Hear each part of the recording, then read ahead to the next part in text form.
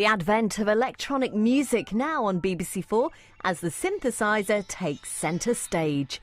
With some strong language, dust off your Korgs and Moogs for Synth Britannia.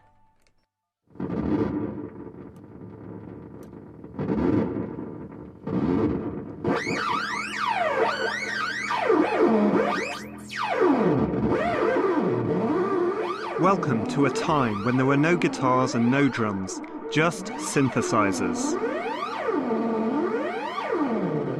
It was the 1970s. The place was Britain, and our heroes were a maverick bunch of young pioneers, obsessed by Kraftwerk and science fiction. All across the country, these synthetic dreamers would imagine the very sound of the future yesterday. And by the 80s, their dreams would become a reality as Britain went synth-pop.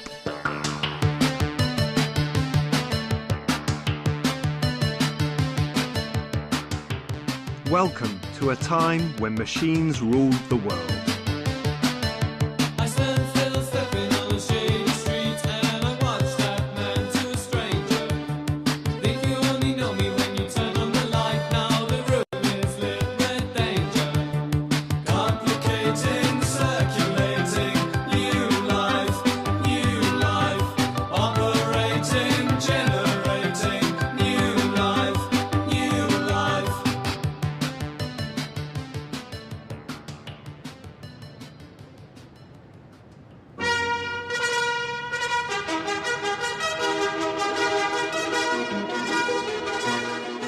By the 1970s, we were living in the future.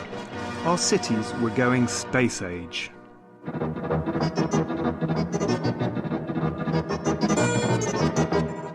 Victorian slums had been torn down and replaced by ultra-modern concrete high-rises.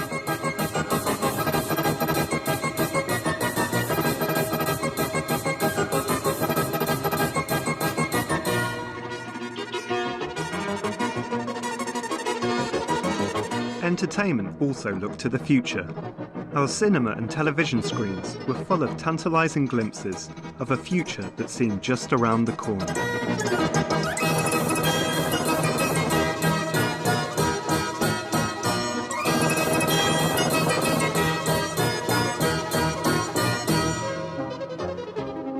Released in 1971, Stanley Kubrick's Clockwork Orange was a futuristic and violent vision of concrete Britain that captured the zeitgeist.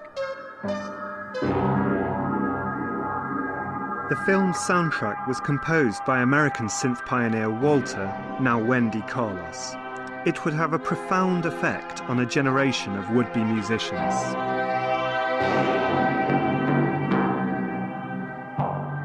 That was probably a lot of people's maybe first time they'd heard electronic music, you know, on the score to that film. It made me forever associate classical music with people getting their heads kicked in, which is kind of a bit strange. The soundtrack to Clockwork Orange, fantastic synth sounds in that, you know, big Moog synthesizer that Wendy Carlos used. And they were all orchestrated. Well, Wendy, who then said she was Walter, I've never quite worked out what was going on there, was an absolute inspiration, you know. And the first time we'd ever heard that sort of absorbent synth-based sound, just raved about it. Some of the people who would be the future post-punk people would listen to the 3 or 4 sort of original compositions that Carlos did on that soundtrack that were much more sinister and foreboding. There was a kind of a linkage made there between those sounds and the idea of a cold future, a bleak future, and that probably sort of sunk quite deeply into the psyche of a lot of young musicians at that time. For a generation of electronic dreamers, Carlos's soundtrack would offer a glimpse of an alienated synthetic future. But the true divine spark would arrive on our television screens in 1975. Tomorrow's World gave Britain its first glimpse of Kraftwerk, a German band who played only electronic instruments.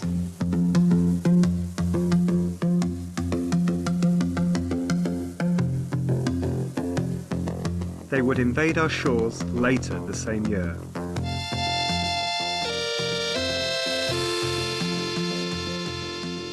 We played one of our first gigs, 1975, of our English tour in Liverpool.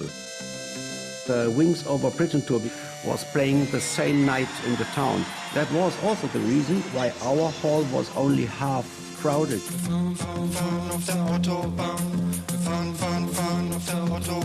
All of our posters were stuck right next to the posters of the Wings, so it made us proud, of course, you know. Amazingly, they came to Liverpool in October of '75, and I sat in seat Q36 and witnessed the first day of the rest of my life. '75 was all, you know, the era of long hair and flared trousers and guitar solos, and these guys all came out in suits and ties. Two of them looked like they were playing electronic tea trays with wired-up knitting needles, and I was just blown away. It was incredible. We had no long hair, we didn't wear blue jeans, we had suits on, grey suits, short hair, you know, and we looked like the children of Werner von Braun or Werner von Siemens. And we saw us so, you know, engineer musicians like that, instead of dancing boys on the stage to arouse the girls, you know. The interesting thing afterwards, there was a knock at our backstage door.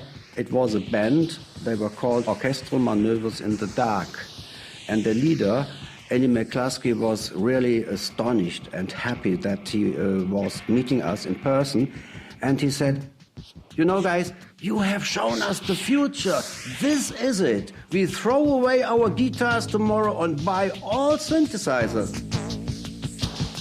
In terms of inspiring people to not just have a synthesizer in their rock band, but to be completely electronic, I think you can never underestimate the impact of Kraftwerk. Trans-Europe Express had the same impact on the synth poppers that Anarchy in the UK had on people who wanted to be punk rockers. Next year, Kraftwerk hope to eliminate the keyboards altogether and build jackets with electronic lapels which can be played by touch.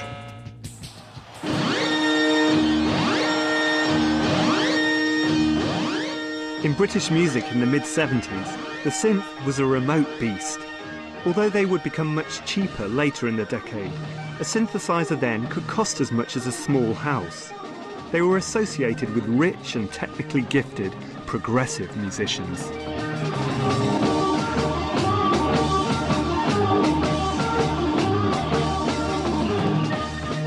Until punk came along, you had to be Keith Emerson. If you wanted to be in a band, you had to have learnt your instrument for at least 8 or 9 years before you would dare come out and play it. And it was simply the inspiration of the Damned and the Clash that said, get up and do it, you know. Do your best. If it's crap, maybe the simplicity will get you through.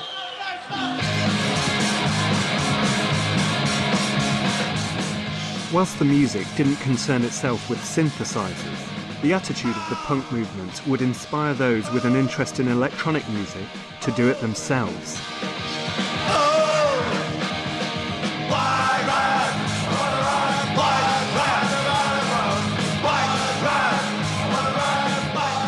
All the infrastructure around punk we absolutely loved. It's just that the actual music we saw as being quite old-fashioned. And being a bit of a one-trick pony. So what we did was we took the attitudes of punk and gave it a different context, i.e. let's make music that nobody's heard before. Across the country, small pockets of experimentation surfaced, inspired primarily by punk and Kraftwerk.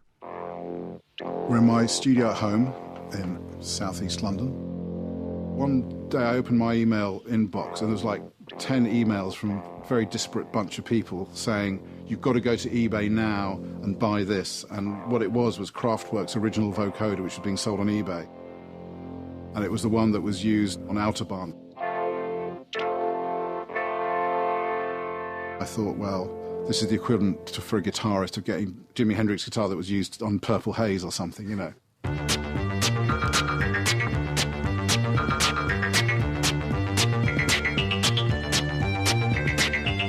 I first got a synthesizer in 1977. I bought a second-hand Korg 700S from Macari's music shop in Charing Cross Road. The thing that pissed me off about punk was that you had to learn 3 chords to be in a punk band. If you had a synthesizer, all you had to do was press one key with a finger, you know. I don't need a TV screen. I just stick the aerial into my skin. Advances in technology in the late 70s heralded the invention of the affordable synth, costing no more than an electric guitar. Daniel Miller used his to form The Normal, an experimental act that supported punk groups.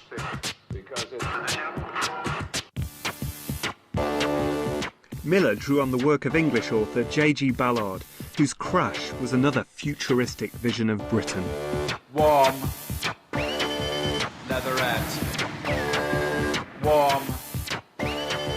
Leatherette. I'd just broken up with a girlfriend who I was very much in love with, and a friend of mine said, "Oh, read this book." I don't know. And I read it, and it sort of really had a huge, I don't want to use all these puns like impact, but it had a huge impact on it. See the breaking glass in the underpass. It wasn't like science fiction in the sense that it was outer space and stuff like that. It felt like it was 5 minutes into the future, and I loved that aspect of it, the fact that it was kind of so outrageous but so possible at the same time. Leatherette.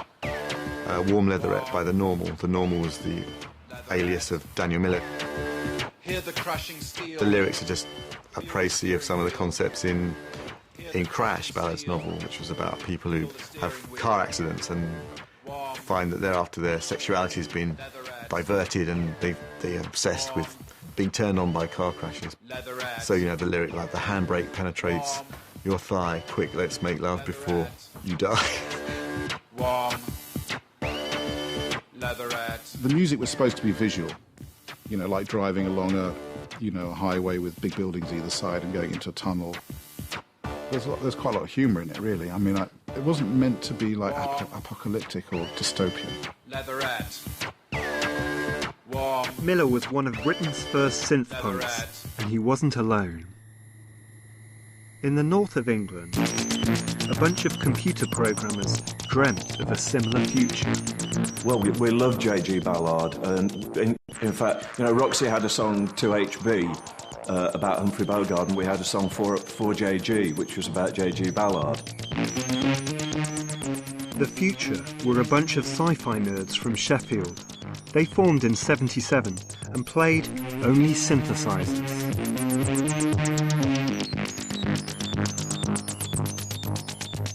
When I bought my Korg 700S in 1976, it was the first time there was a monophonic synthesizer which you could do stuff with, which was kind of domestic level, entry level in terms of price. It was 350 quid, I think. And I remember distinctly thinking at the time, I was a computer operator, and there was a decision day where it was either buy a second-hand car and learn to drive, or go and buy this monophonic synthesizer. And that proved to be quite a fateful day, because I still can't drive, but I still got that synthesizer. This is a Mini Korg 700S, and was sort of the first affordable synth. A fantastic machine, completely eccentric. Listen to the voice of Buddha. They give you a book of patches with it, and because it was Japanese, that there would be things like Synthy Cat or Funny Frog, you know, and you can't follow why it's doing what it does, but it sounds great. Usually with a synthesizer, you can get it to do something for you that you don't have to be manually good at all. That was why we turned to them in the first place, because no one could learn how to do the guitars either, because we'd all tried. My brother's a great guitarist, and he tried to teach me. It just hurts your hand. So we use these things, and you can press a switch on them, and they'll do things for about 10 minutes. It's quite interesting. If you've got a tape recorder, you can put it down, put something next to it, and it'll sound all right. The day that I joined the band, Martin came round to my house, and he had two records under his arm. One was Trans-Europe Express, and one was I Feel Love. And he said, "Look, we can do this." I think that was his actual phrase. We loved all that stuff. I mean, like the concept albums that George Moroder did with Donna Summer. 1, 2, 3, 4, 5. We used to play those continuously. And this wasn't some kind of post-gay, ironic thing. It's just because they sounded great and interesting, and you're never really sure what the next set of sounds coming up was going to be. I feel it just didn't sound like any record that had been before. It came on the radio and you couldn't quite believe what you were hearing. It was hypnotic, but it was driving. Moroder's Moog Music was the disco single of '77. Its success would set the template for the future of the future. We were, in fact, much more influenced by Moroder than we were by Kraftwerk. Everyone, ever since anyone that knows we use synths, oh, you sound like Kraftwerk, don't you? Well, we use the same instruments, so some of the sounds are a bit the same. We never really wanted to be Kraftwerk. We wanted to be a pop band.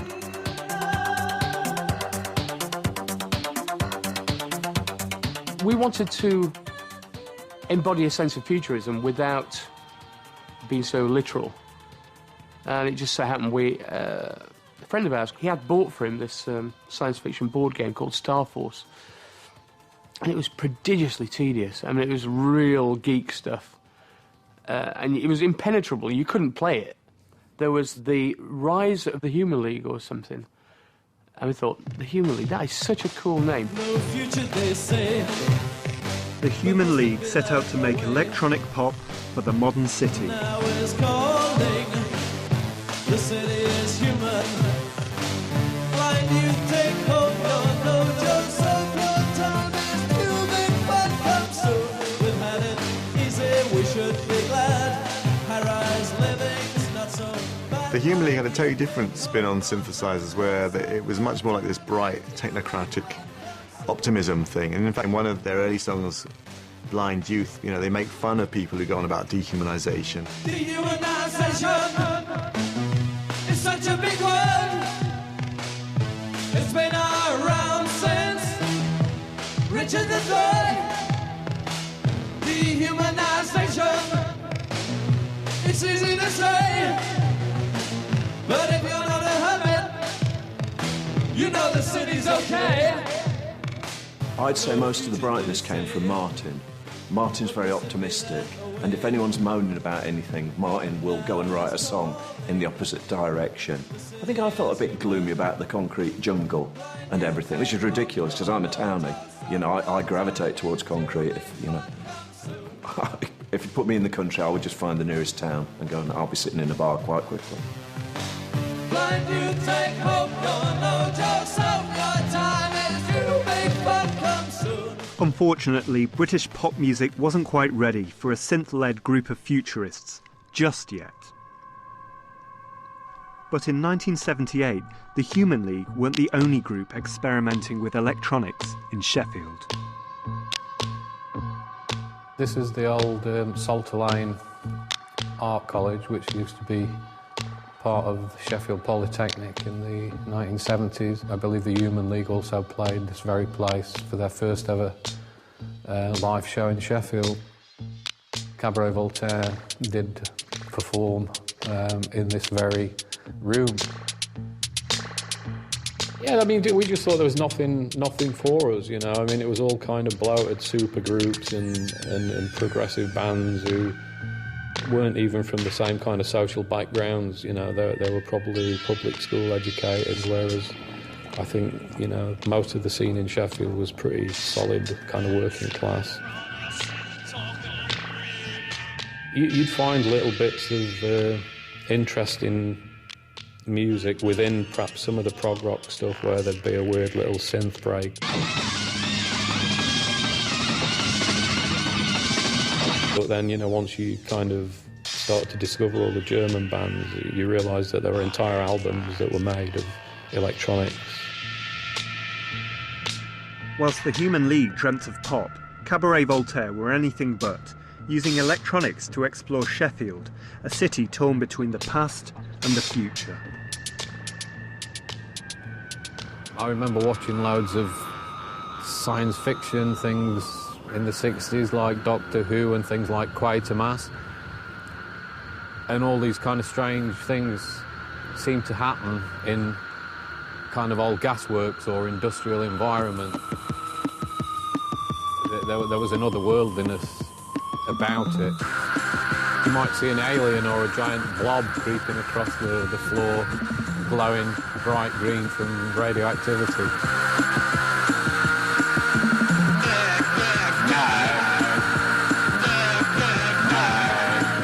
Very arty group. Obviously their name echoes Dada.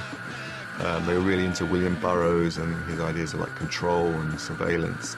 They actually used quite a lot of guitar, but it was so heavily processed it didn't sound like rock and roll guitar. It sounded more like a synthesizer.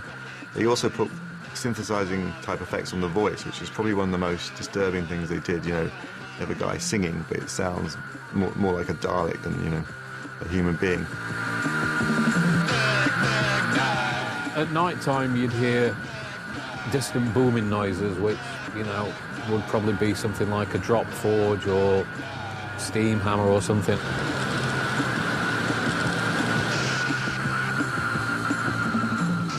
You certainly knew that you were on the edge of, you know, heavy industry. Everything in their music was kind of alienated, and, you know, the music that comes from people who are kind of divorced from any kind of natural life, any natural rhythms, the music for a kind of hostile environment. If I've ever been asked to explain that movement, I always call it the alienated synthesists. And, you know, Throbbing Gristle, Cabaret Voltaire, Joy Division, who were a little bit less obviously synthy. Everyone was sort of like that. We were all going around in long coats from second-hand shops and saying how terrible things were with a synth. Across the Pennines, another pocket of alienated synthesists dreamt of an electronic future in the spiritual home of British pop music.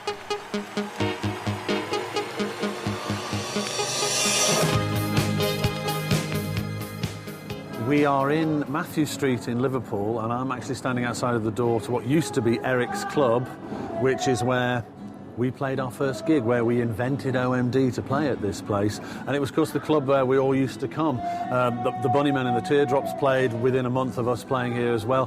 This was a place I saw Devo play their first English concert, and all of the influential bands that we could get to come to town played here, apart from Kraftwerk, who played the big theatre down the road. And then literally 10 yards away is the Cavern Club.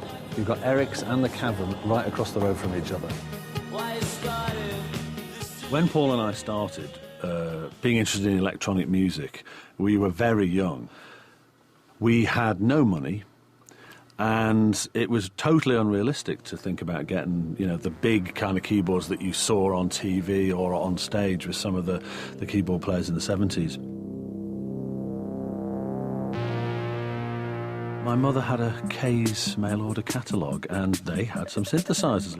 Our first Korg Micro preset was bought from my mother's catalogue for 36 weeks at $7.76 a week, I seem to recall. This was the first synth, and we'd made the first two albums with this, you know, and it's like, it's quite a basic synth.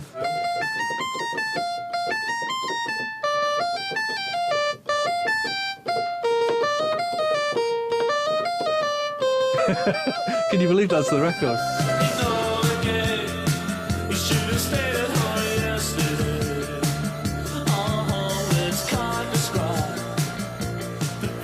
The major record labels largely ignored synth music, forcing bands like OMD to look to newly formed indies instead. In 1978, OMD would sign to Factory. A movement of sorts was beginning to coalesce.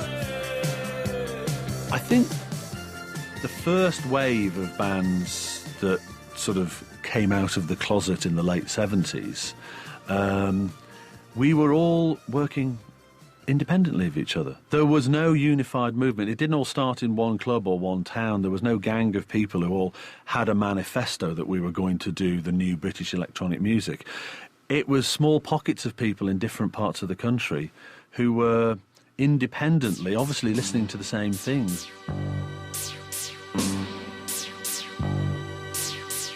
I did make an electronic drum machine, but I'd seen Kraftwerk with their sticks, so I thought I can make one of those, and so I did. And so some of the early sort of synth drums was this sort of very Heath Robinson-looking box with all these plates on there with these sort of sticks with wires that we did the drums to electricity.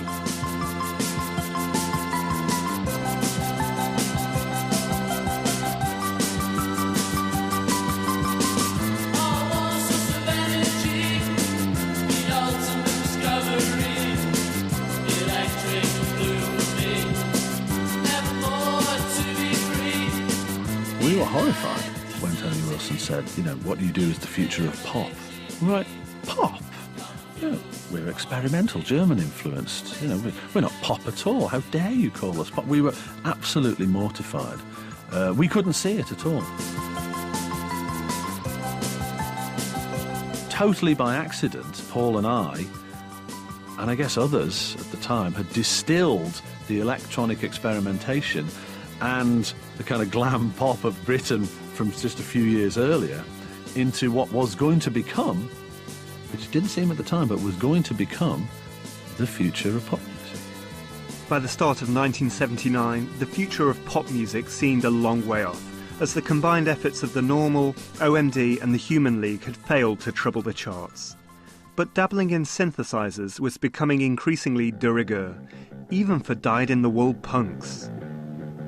At the other end of the East Lancs Road, another factory band, who would become one of the greatest electronic acts, were taking their first synthetic steps.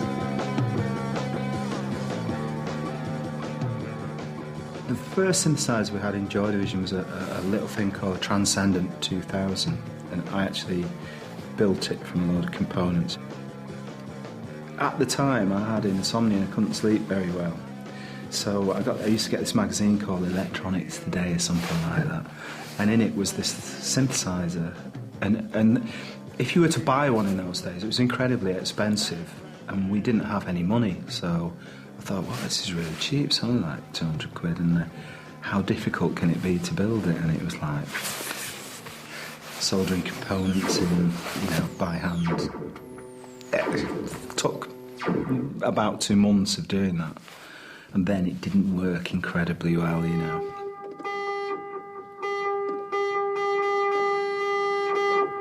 I remember we went to write a track in a studio called Cargo in Rochdale, and when we went in, we found a little Woolworths organ that you switched the battery power, switched it on, and it blew a fan. You could play chord buttons on it, so I was messing about with these chord buttons, and then Martin Hannett, I think, had brought in a Selena string synth, and you can play more than one note at a time on it. So I got the organ and the synthesizer and hit these chord buttons and wrote Atmosphere, Joy Division track, and just seemed to write it there in the studio.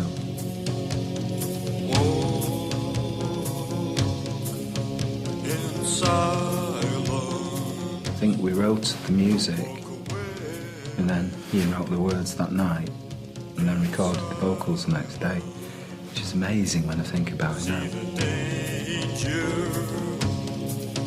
Always danger, endless talking, life rebuilding, don't walk away. Whilst it seemed the North had the lead in post-punk synth pioneers, things were also stirring down south. John Fox was the former lead singer of Ultravox. He worked in Shoreditch, in London's then unfashionable East End.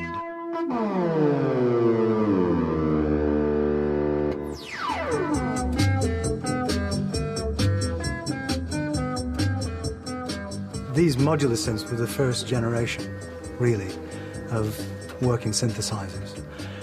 And then the companies decided to make a cheap version of it because no one could afford these, or very few people could afford those. And they condensed all that down into this.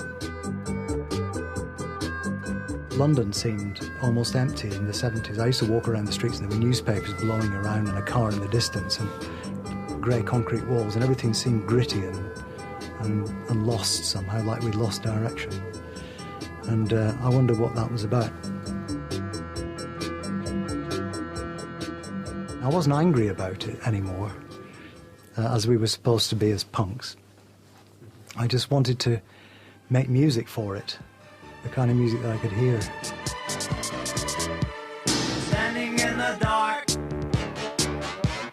watching you glow, lifting a receiver, nobody I know.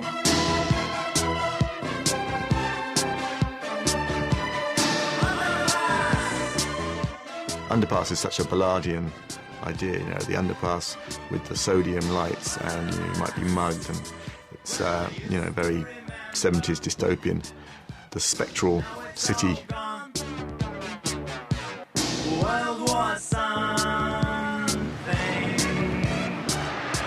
This was the industrial bit of London that had served the docks and done some manufacturing, and both of which had gone.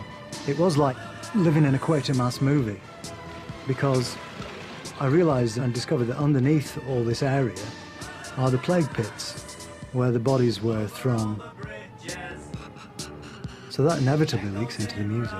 That's why a lot of my music's so dark, I think. It's because I come from Lancashire, and where did I end up but in a place even more sinister?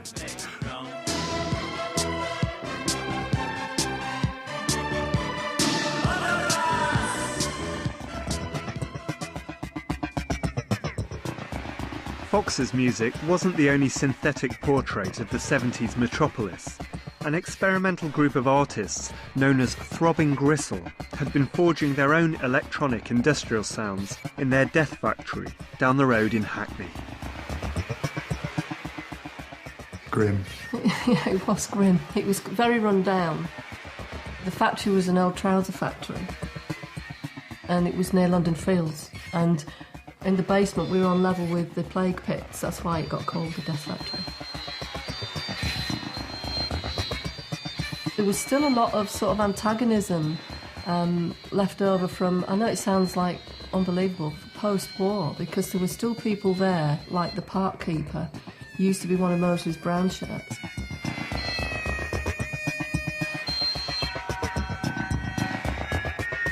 I mean, it sounds a bit of a cliche now, but at the time we were trying to sort of reflect the sounds around us in some weird way.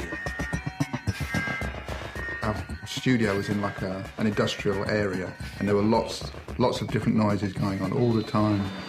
And we were sort of trying to reflect all these sounds and the way they all come together into like this weird mishmash of electronic experimental textures.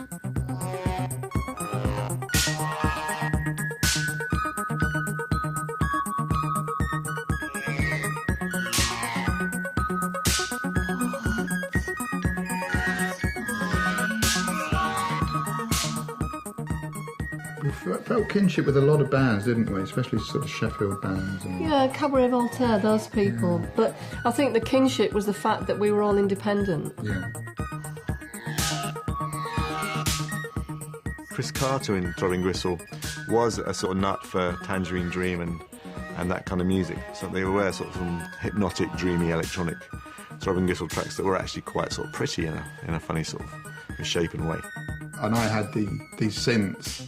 And because they were homemade synths, that they weren't bought sort of off the shelf, they weren't Rolands and Korgs, they sounded quite unique anyway. They didn't sound like regular synths.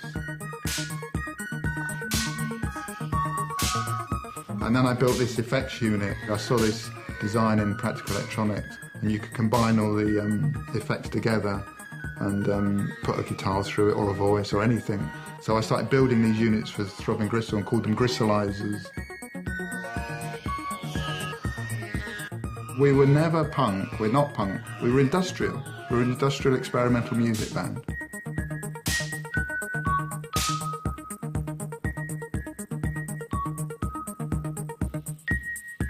Come 1979, British electronic music was still being ignored by mainstream labels.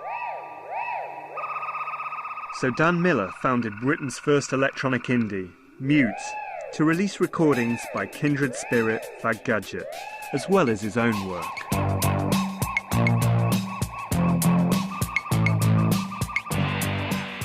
I wasn't interested in rock and rock music at all at that point. I really only was interested in electronic music. And I thought that was the future of where exciting music was going to come from, and I wanted to be part of promoting that. One of Mute's first releases would be strangely prescient.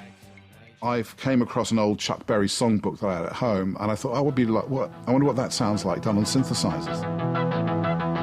Long distance information, give me Memphis, Tennessee.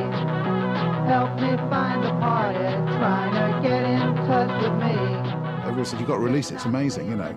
And I thought, OK, what shall I do? Because I don't think it doesn't kind of fit in under the normal kind of name. And then I just thought, well, what about if there was a group that were all teenagers and their first choice of instrument was a synthesizer rather than a guitar?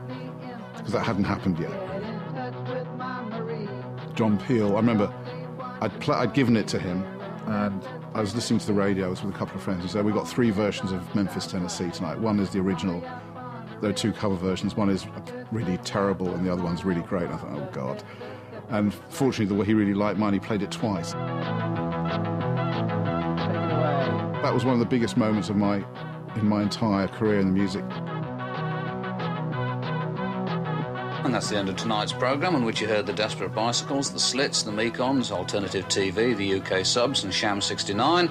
More of the same unpleasant and disorientating racket on tomorrow night's programme. Until then, from me, John Peel, good night and good riddance. Getting your record on the Peel Show was one thing, but nobody was ready for what happened next. What sort of makeup do you put on? I mean, you appear very white. Well, it's all natural, actually. It's Max Factor is a Depeche stick, and it's 28, which is just natural. It's not white makeup, it's normal. And then I just powder that with skin tone powder, and then just eyeliner.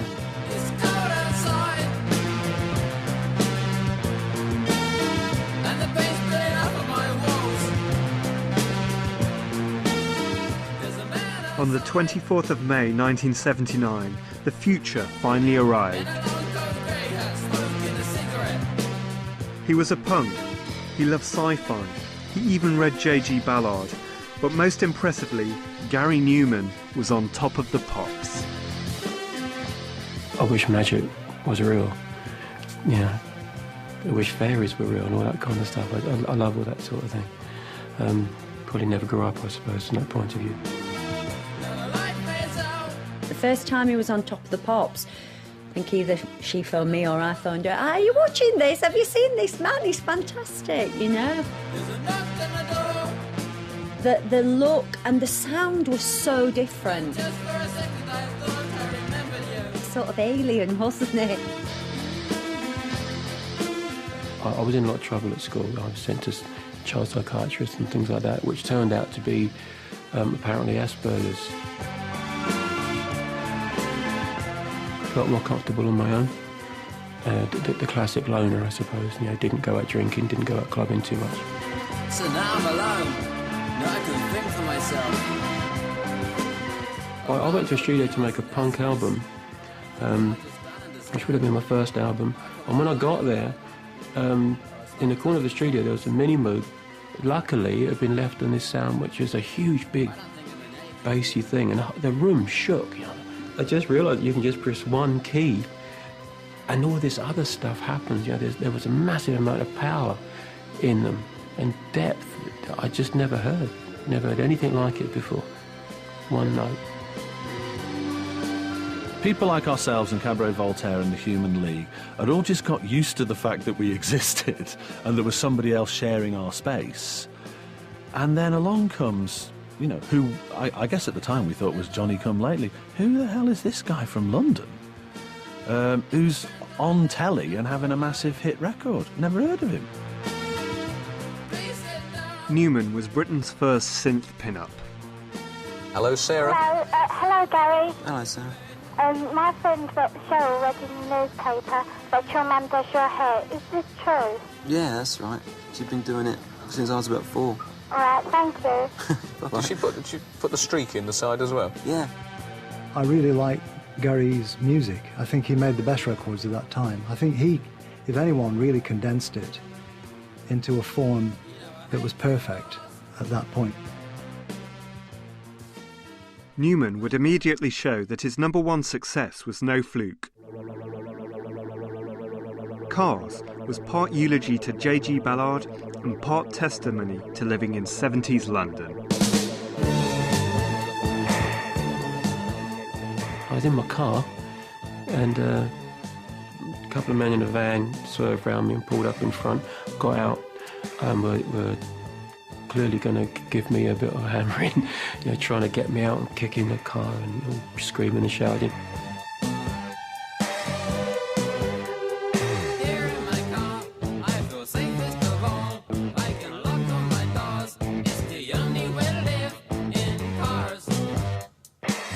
I was pretty scared, so I locked all the doors and I ended up driving up onto the pavement and shot along the pavement because I couldn't go anywhere. People obviously leaping out of the way because I was in a bit of a panic.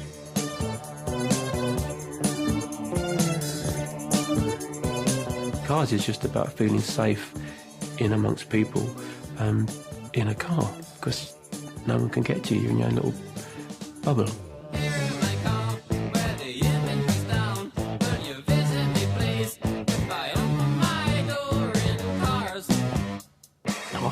I was gutted when Cars came out. I thought it was really good. All this time we were convinced, just a matter of time before we have a #1 record, because, part arrogance and part stupidity. And then somebody comes out of the blue and does it. With sales totalling in excess of 10 million, Gary Numan was a new kind of pop star. But being at the front of the synth wave had inevitable drawbacks. The Musicians' Union tried to ban me for, I think, the first year I was around because they said I was putting proper musicians out of work. Although I had to be a member to get on top of the pops, so it caused me loads of grief, actually. The music press were pretty harsh. It wasn't rock and roll. It wasn't honest, it wasn't working class, it wasn't worthy, it wasn't earthy, it wasn't real, it wasn't sweaty, it wasn't manly, it was pretentious and pseudo-intellectual. And I am absolutely convinced that Numan's career was shortened by nasty, nasty vitriolic journalism. But again, what they've been before me, they've been punk, the whole anti-hero thing. So not only was I doing electronic music, which I wasn't particularly pleased with anyway, but I'm standing up saying I want to be a pop star, love it. All this anti-hero stuff that went before that, I want nothing to do with that. I want to be famous, and I want to be standing on stages, and I don't speak for the people because I don't even know them. The decade would end with Numan as the unlikely synth-pop hero come good. What lay around the corner would see the synth transformed from post-punk experimental tool into the pop instrument of choice.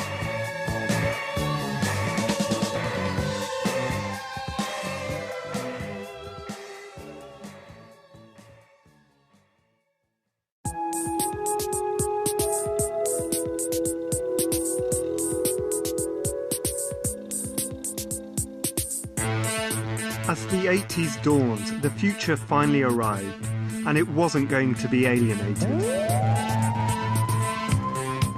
A shift to the right heralded a new era in Britain, an era in which prosperity and material wealth would be vaunted above all else. There would be no room for experimental dreamers in the me decade. You were a success, or you didn't exist.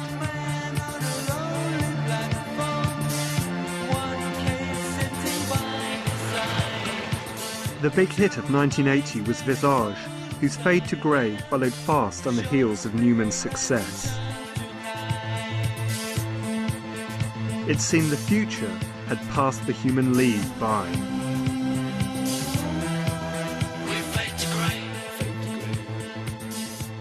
I think there were 3 #1 hits. Certainly Dave Stewart and Barbara Gaskin, Gary Numan, and I think the Flying Lizards might have been #1 with Money. And I actually stood there after I think we'd done a couple of LPs, and I thought, we've blown it. We now look like the also-rans, and everyone's taken the idea and done a lot better than us. The best things in life are free, but you can give them to the birds and bees. I want money. That's what I want.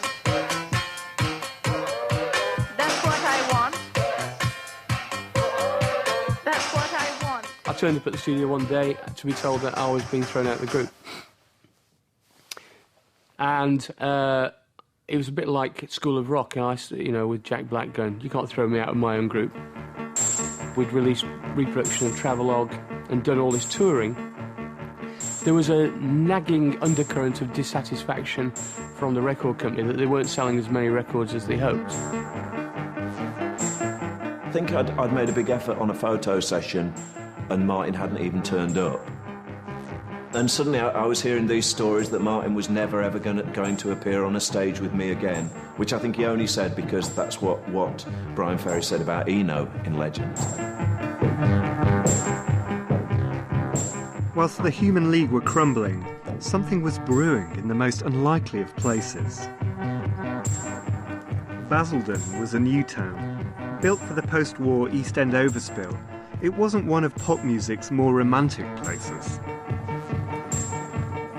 But a bunch of kids were going to ditch their guitars and reinvent synth music as pop. When we were growing up, Basildon was a very violent town. We had the highest crime rate for about 5 years on the trot. But I can remember going back to Basildon and going down to the pub with some friends, and I had black nail varnish.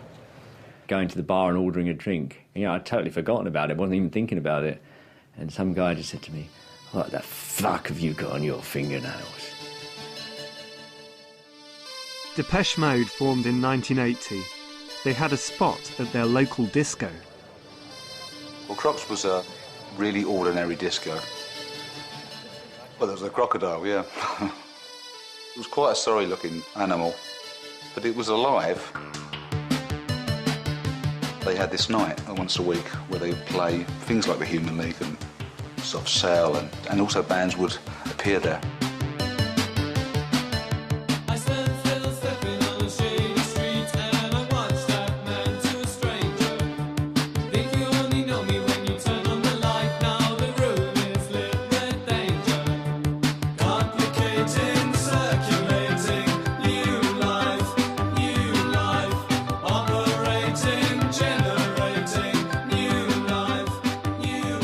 When I first started playing synthesizers, it would have been people like the Human League, Orchestral Manoeuvres in the Dark, their very first album.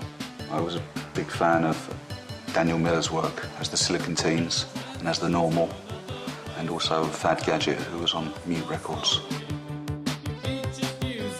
Vince was sort of the boss of the band. He was unbelievably driven.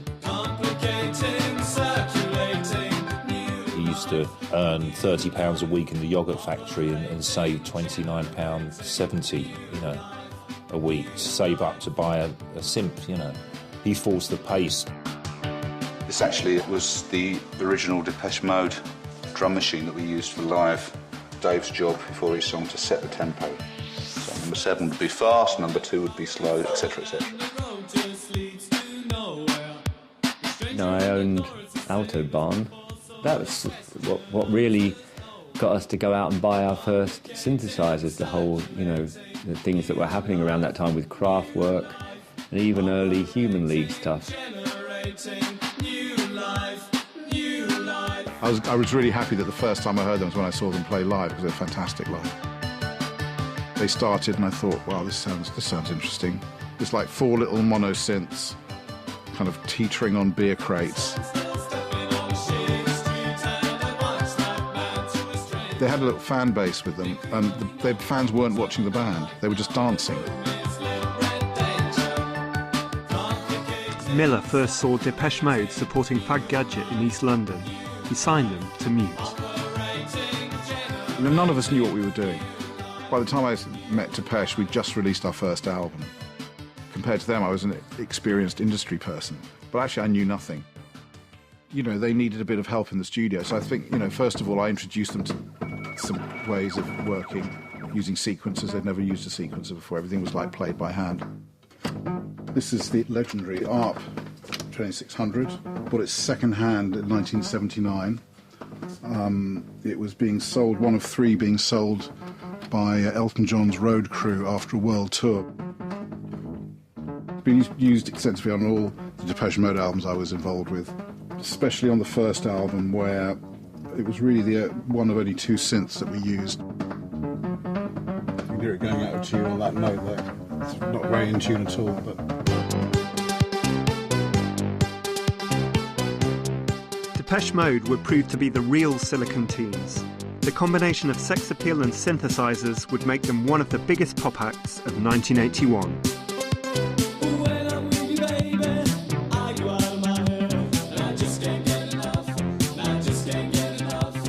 All the things you do to me.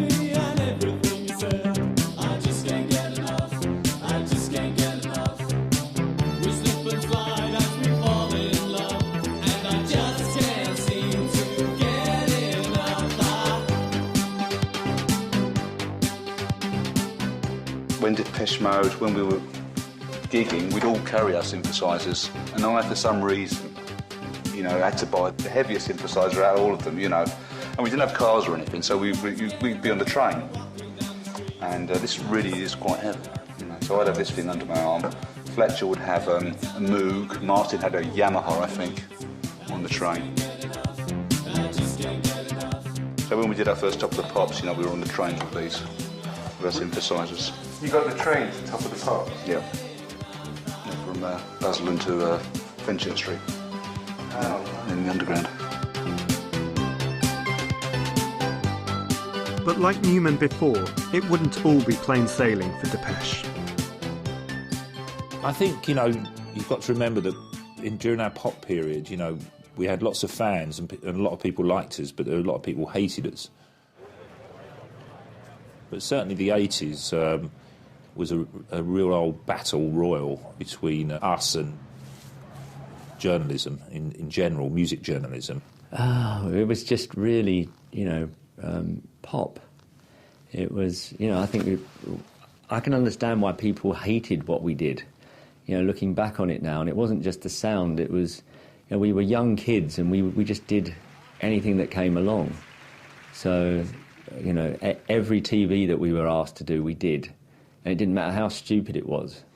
He said, do you think he might give me a kiss before the end of the day? And I said, I don't know, ask him myself, but I think if I ask you, you might... If I turn my back, you might just do a...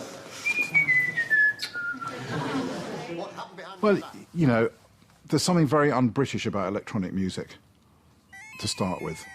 They want bands to be like they were in the 60s, really. 4 guys, guitar, bass and drums, pretty lead singer, skinny jeans, you know, conventional kind of thing. And that's really what sells newspapers, I guess.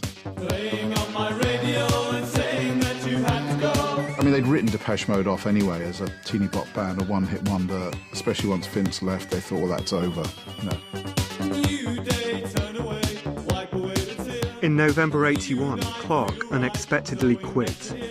I was and still am a bit of a control freak, so, you know, and with the advent of computers and sequences, I realised that I could make all of the music myself.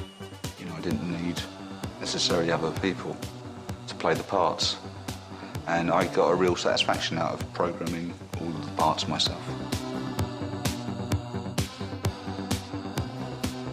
Without their chief songwriter, it seemed the game was up for Depeche Mode before they really got going.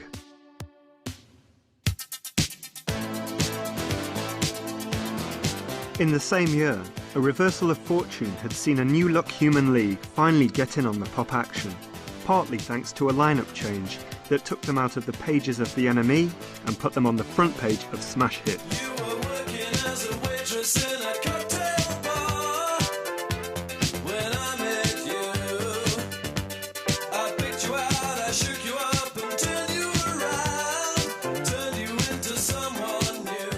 We got Joanne and Susan simply because we were booked to do a European tour, and Martin and myself became unable to be in the same group, and we just thought, well, got some nice high vocals, yeah, let's try a girl.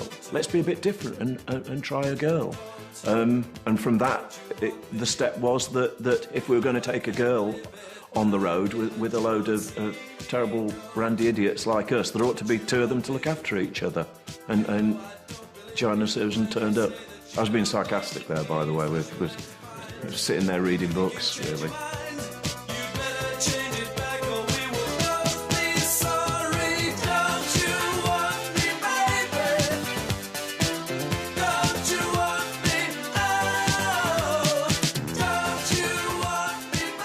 Oki spotted the girls dancing in a futurist nightclub in Sheffield.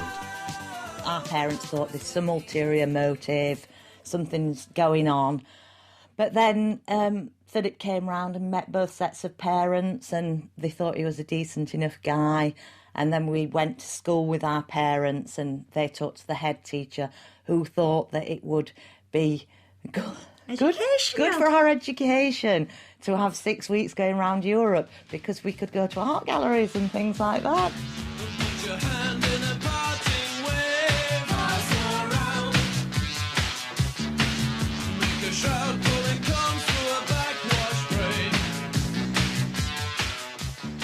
never went to said art galleries. We did go to a lot of clubs. Yeah, we went to Cologne Cathedral too. That was about the most cultural thing we ever did.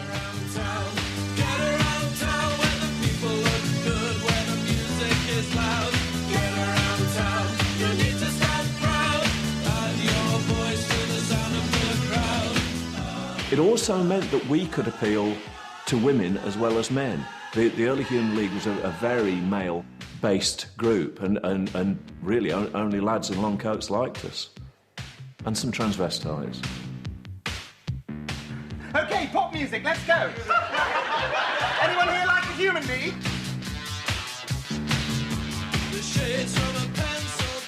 Released in '81, Dare crystallised the new synth-pop sound. We did something that could only be done at that stage. While we were doing it, they were bringing the machines in that enabled us to do it. For instance, the very first Lindrum, I think, that arrived in England, came into our studio, and we took the drums off Sound of the Crowd and put the Lindrum on. And without that, probably it wouldn't have worked. I mean, I remember when Martin Rushent got the Lindrum, and it was like a child at Christmas getting, you know, the first fire engine or something, and he was jumping up and down, and all the boys were, you know, like, oh, it's a drum, you know, because before that, apparently the drums had been one of the hardest things to do. And now there was this box that was sort of this big, and you could program it, and they were all very excited, and we were a bit like, OK, boys. Now the floodgates were open, the rush to market swept every aspect of British life in the early 80s. Everything was now up for grabs, including pop music. In an attempt to eclipse his ex-bandmates, former Human League member Martin Ware would cash in on the times with a concept album.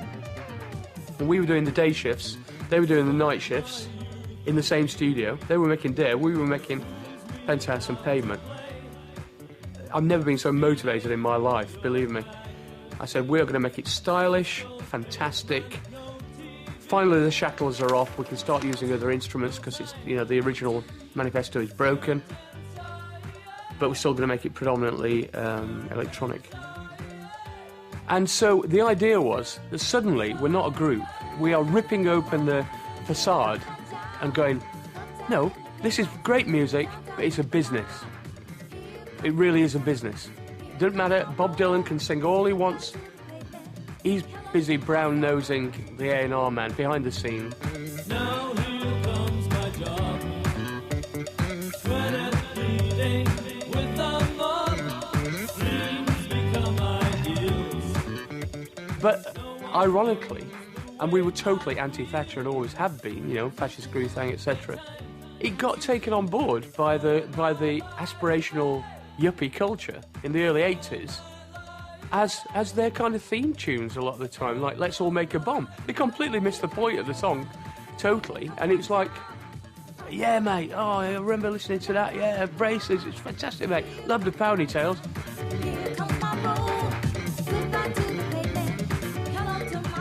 Not everyone wanted in on booming Britain. Cabaret Voltaire were neither into ponytails nor popularity. Their vision of Britain was concerned with the inner-city riots that erupted across the country in summer '81. People say that the special Ghost Town was the soundtrack to the unrest of that year. But a lot of people, you know, alternatively think that Red Mecca was the sound of that. And, you know, I think I've said in the past, somehow that insurrection on the streets kind of found its way into the music.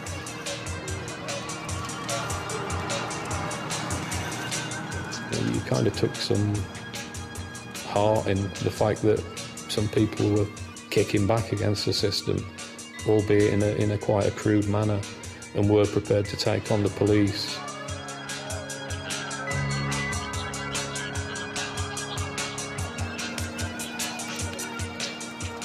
You know, we weren't paranoid. This stuff was slowly happening, you know, the rise of surveillance culture, the rise of the, you know, right wing in America, the fundamentalist Christians. stop in the name of Jesus. And then you've got like the revolution in Iran with the Shah being deposed and the general feeling that things are moving to the right.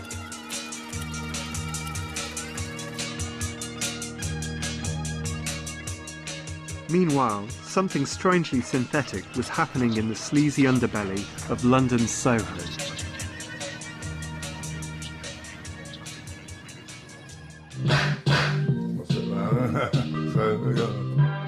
So I was going to lots of northern soul clubs, so it was kind of, I was listening to kind of Kraftwerk and northern soul, which kind of, you know, where things developed from really in my head.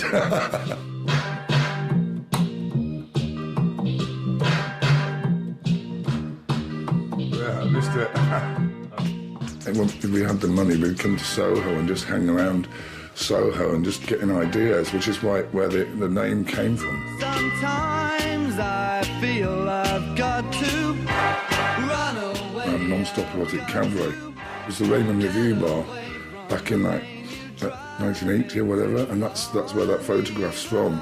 Because we were just kind of fascinated by being like these two northern hicks and the sticks, and suddenly we're like, wow, this is amazing. It was a sort of, it was kind of glamorous and dangerous, and lots of neon lights and stuff, which we were kind of fascinated by. Now I'll run from you. This tainted love you've given, I give you all a boy could give you. Take my tears and that's not nearly all. Tainted love. Tainted love. The first people doing the electron thing really kind of came the alienation, I am hollow inside kind of thing, like Gary Numan. Then you get this sort of second wave where you've got the sort of cold, glistening synth sound, but the singer's actually very, very emotional. Mark Arman's a good example. He's like torridly emotional. Someone to hold you tight, and you think love is to pray. It's like there's a passionate, super passionate singer, and then the one other person, usually a guy with the synthesizer. And I think almost they're kind of using the synth more as like a miniature or condensed orchestra. Like they can get all the sounds they need out of this one box. So really it's more like electronic soul music. Where Soft Cell led, others would follow. Having left Depeche Mode, Vince Clarke would form his own duo with a rhythm and blues singer, also from Basildon. Vince I met for the first time when I was 11. We both went to the same Saturday morning music school. It was a council-run thing where I believe he was playing violin and I was playing oboe.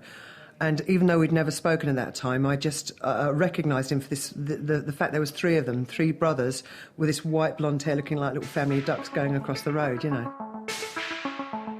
Once I left Depeche, I had some songs which I wanted to demo for the record company, one of them being Only You.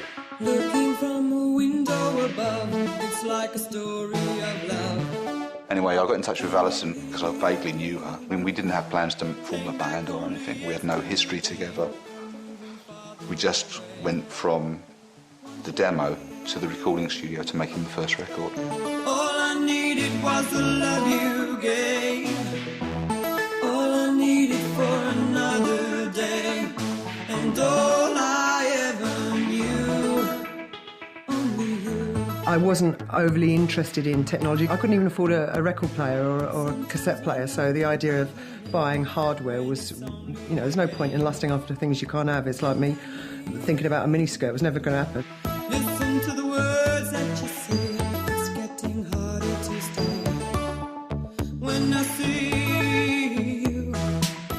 Well, Vince Clarke then forms another one of these classic sort of fire and ice groups, you know, the ice is the synth and then the fire is Alison Moyet. So that's almost like a template for 80s pop is, you know, the synthesizer guy, the synthesizer boffin, and then the super passionate singer, usually female or maybe gay male, you know, it's kind of, the duo replaces the rock band.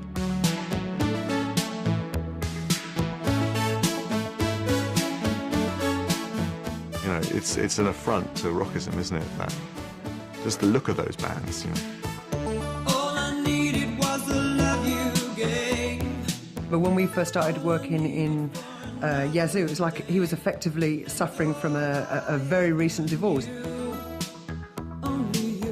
It's like these were his childhood mates, Depeche Mode. You know, this was a huge thing for him to go from being a local boy like the rest of us, without a great deal of hope, without many prospects, you know, without any qualifications. The last thing I'd heard about him is he was driving vans for our whites, crashing them and leaving them on the street side.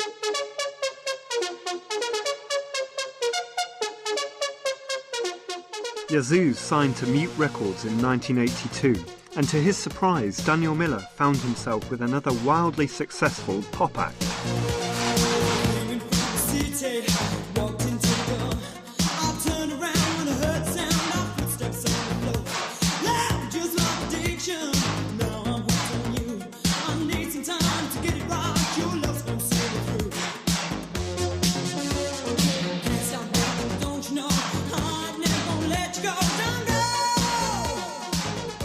There was nothing right about it. It was quite soulful music with a very cold electronic beat. She didn't fit the typecast female pop star image at all. You know, and it's become a cliche now, but at that time, the quiet second bloke on synth wasn't a cliche.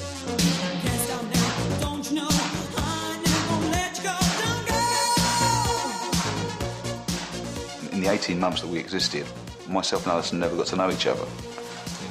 We never went out to a pub to have a drink or, you know, did any of that stuff, any socialising. It was just in the studio working. To actually come across somebody who was unfathomable, who you could not penetrate, and at the same time had, regardless of what he says, a burning ambition. You know, he was an ambitious boy. And what was amazing about it is he actually achieved his ambitions, which, again, like I say, coming from where I came from, you didn't see that very often. And I wanted to penetrate him. Not biblically, obviously, but... I just wanted to be in the studio so much. I just, you know, I would have been in there 24 hours a day. You know, it was like being in a sweet shop. Synth pop was becoming increasingly popular and increasingly grand. OMD would enjoy 3 top 10 hits in 1982, 2 of which were about Joan of Arc. We were quite intellectual, you know. Pompous, stuck up our own arses, I guess you could say. You know, we were going on top of the pops with Bonnie Langford and Elton John and Cliff Richard, amongst others, and we were playing a song that was in waltz time that started with 45 seconds of distortion and had no chorus and had a mellotron playing what sounded like bagpipes. Well, explain how it works. Well, actually, it's fairly straightforward. It's a musical computer, and as you know, Eric, the right hand is lead instruments with a choice of 18 different ones, and the left hand is rhythms in this half and backgrounds in this half, and it's all been fed onto hundreds of tape tracks. The mellotron is a very, very early sampler before samplers went digital. It was a very analog thing. Here's a French accordion with a Viennese waltz. It was a nightmare to use on stage. We were playing in this tiny town in the middle of France, and the mellotron was completely out of tune because all the town were drawing the power down so much, cooking. The motor wouldn't spin fast enough. Thank you. Well, David isn't a musician, as you know, but I have a professional pianist here who can really show you what the mellotron can do. The number of people who thought that the equipment wrote the song for you. Well, anybody could do it with the same equipment that you've got. Fuck off. Joan of Arc had a heart. Would she give it as a gift? It's all played by hand. Believe me, if there was a button on a synth or a drum machine that said hit single, I would have pressed it as often as anybody else would have. But there isn't. It was all written by real human beings, and it was all played by hand. to the point where Paul and I thought we were going to get arthritis in our fingers from playing bass lines like that for hours on end. Between 1981 and 1983, synthpop reigned supreme. Our charts were chock full of duos and groups who set aside changing the world in favour of making it with a synth on top of the pops. Some of them want to use you. Some of them want to get used by you. Some of them want to abuse you. You've got to remember that it was the first time ever that someone could sit and make a record on their own.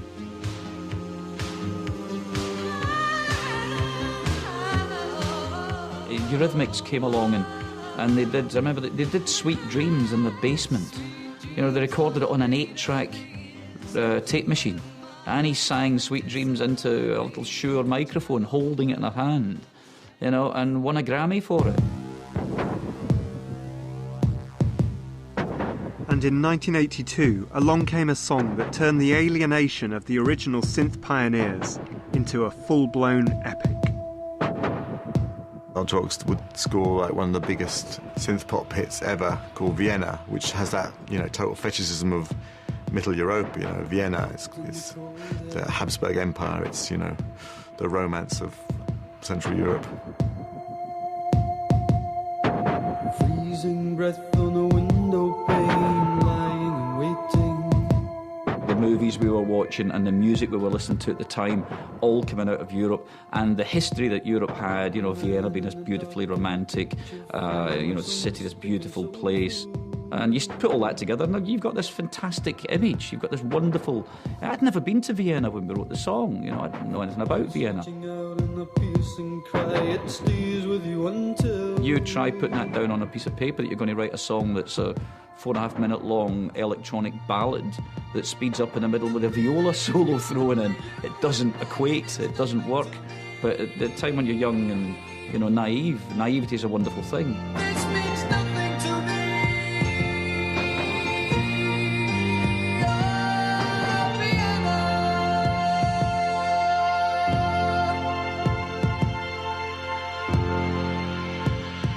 Not to be outdone by their English synth-pop derivatives, Kraftwerk would return in 1982 to score their only #1 single success, cashing in with a song that they'd originally recorded in 1978.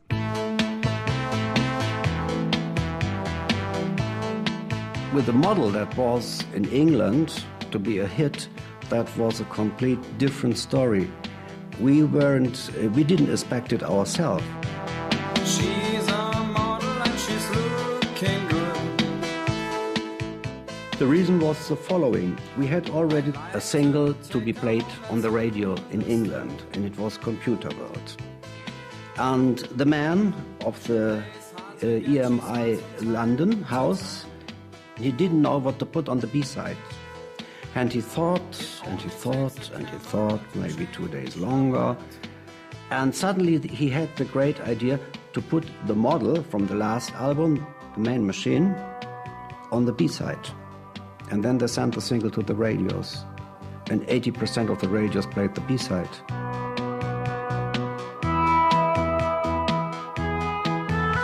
She's going out to nightclubs drinking just champagne. By 1983, Britain had entered an era of conspicuous consumption and greed that made the late 70s seem like a foreign country. It would provide inspiration for Depeche Mode's new chief songwriter. The handshake seals the contract. From the contract, there's no turning back. The turning point of a career in Korea. The early 80s were just a terrible time in Britain. And I was young and impressionable, and you know that was really when I first felt like I was, you know, sort of writing from the heart, really.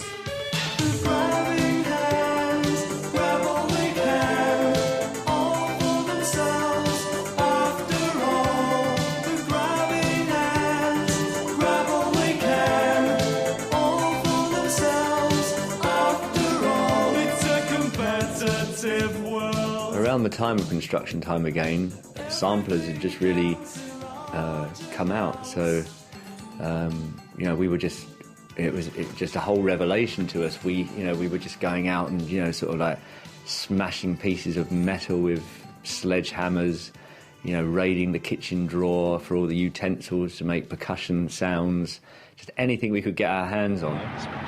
We've got this vague idea at the moment, which was used on the demo. We've got this pebble, which we got from the mud. The mud. Yeah, look, white spots, heavy, stinging nails. Anyway, the idea is to roll the pebble on this piece of metal along here, this window frame, thus making this sort of sound. Construction Time Again really started to see us form, you know, as a basis of what we are today. That's a lot better. Anyway, the idea is to take that sequence and to make an interesting rhythm out of it, and to sequence it all through the song, you know, so people dance. Depeche Mode pioneered their new sampler-based sound in London's Shoreditch. In those days, Shoreditch was there was not a soul around, but now, of course, with Hoxton, etc., it's sort of like the trendy place to be. But it wasn't when we were at the Garden Studios. It was not a soul to be seen.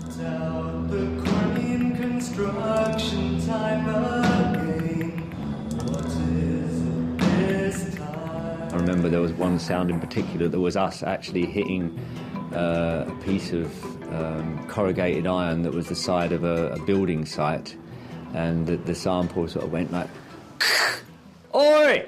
And there was like the site foreman, you know. It's a lot. It's a lot. It's a lot. It's a lot. It's a lot. It's a lot. We seemed in the 80s really to be doing a one-band crusade for electronic music, you know, against the music press that was overwhelmingly rock-based. We would often do interviews with journalists, and we'd have a big arguments because they just didn't consider electronic music to be real music.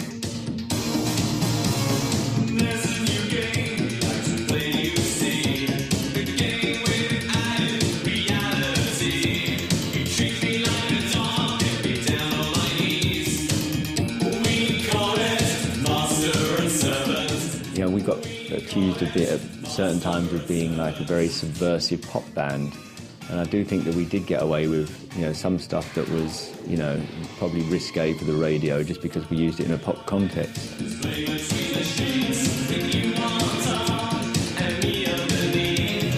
In our early career, I mean, there are things like, you know, Master and Servant and stuff.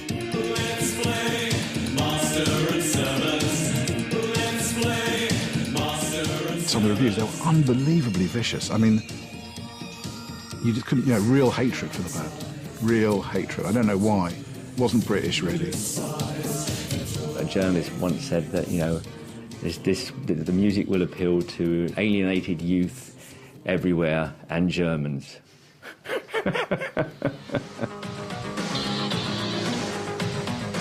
Depeche Mode would eventually find a sympathetic home for their music in America.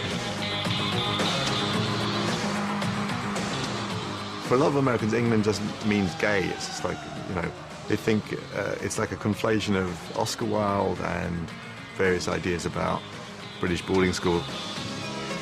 For people who feel different or misfits in America, England does actually seem like this utopia. They imagine everyone in England walks around wearing eyeliner and plays synthesizers, you know. And so to be a Depeche Mode fan in America was actually quite a sort of dissident thing. Depeche Mode were the only act who were truly successful in exporting the British electronic sound. The band would enjoy massive popularity in America throughout the 80s and beyond, consistently filling stadiums across the land. Back in Britain in '83, the sampler was moving synthpop in a different direction. Suppose I want to send my loved one a rather special musical greeting. Well, I can. First, let me give the computer an idea of the sound that I actually want to send. So I'll prime it again.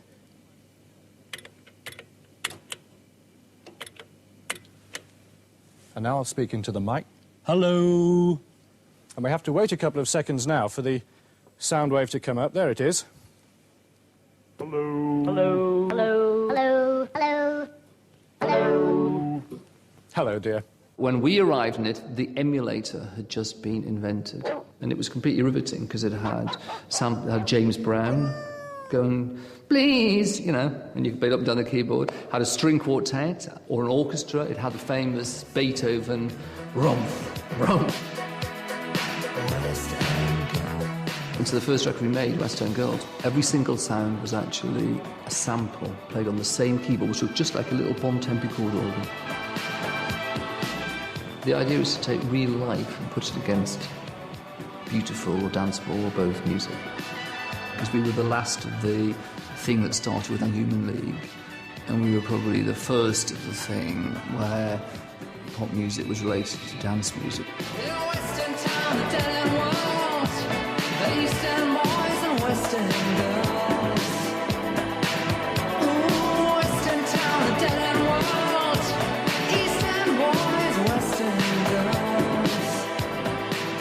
The Pet Shop Boys gave us a glimpse of what the future held for British electronic music. But the band that would truly spearhead the shift from synthpop to dance music had evolved out of the ashes of Joy Division. Whilst in America, New Order would have a synthetic epiphany. Kind of at the period where Ian had died and we were recording in New York. We spent a lot of time in New York, and I was going to nightclubs after the studio every night. I remember sitting there on these kind of steps in a club and thinking, wouldn't it be great if one day our music was played in a place like this? That sort of planted a seed in my head, really, that got me interested in more in synthesizers.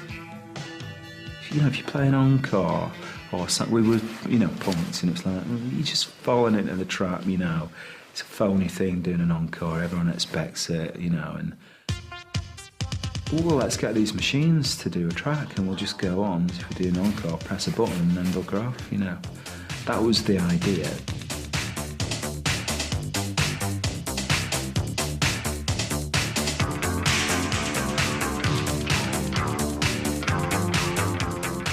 When Blue Monday came out, a lot of people didn't like it, you know, like, what's, it doesn't sound like New Order, you know, it doesn't sound like New Order, what are you doing, you know, it doesn't sound like you're supposed to sound, and a lot of people don't like that, and then it just took off. How does it feel to treat me like you do, when you laid your hands upon me and told me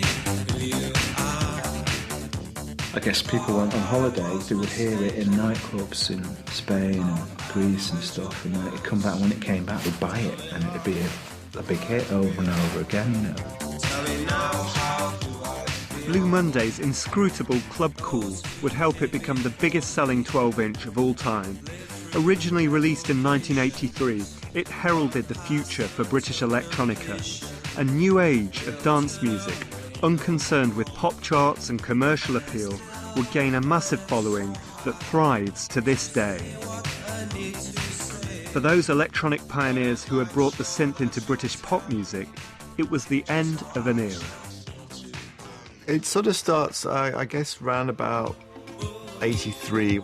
It was just overdone, it was saturated, there was too much synth pop around. It's all very well it was being on a synth, but actually the actual melodies and the way the songs were structured were really pretty traditional and quite trite, you know. It wasn't that inventive as electronic music. Somebody's got their eye on me. Perhaps I should invite him up for tea. Towards the middle of the 80s, there was not so much encouragement from the record companies to do more experimental stuff.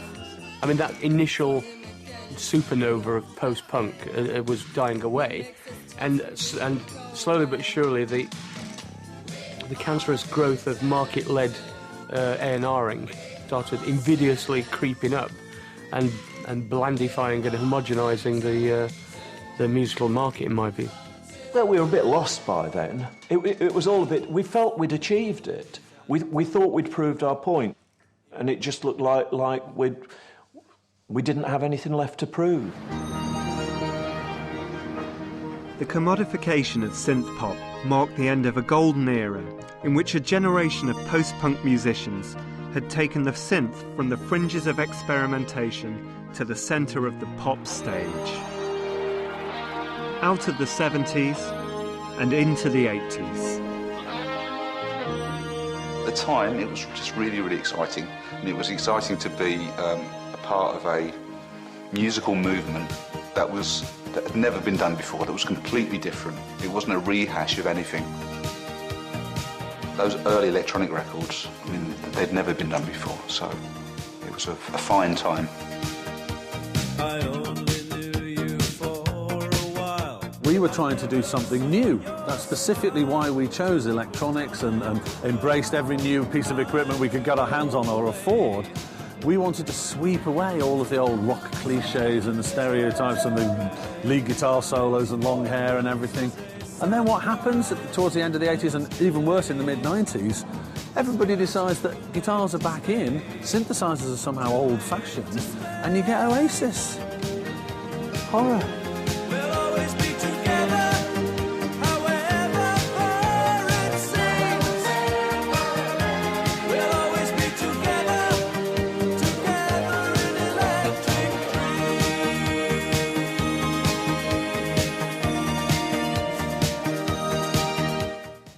Next tonight on BBC4, synth legends pay a visit to the Beeb. Stay with us for some stunning synth in concert. Because the friendship that you gave has taught me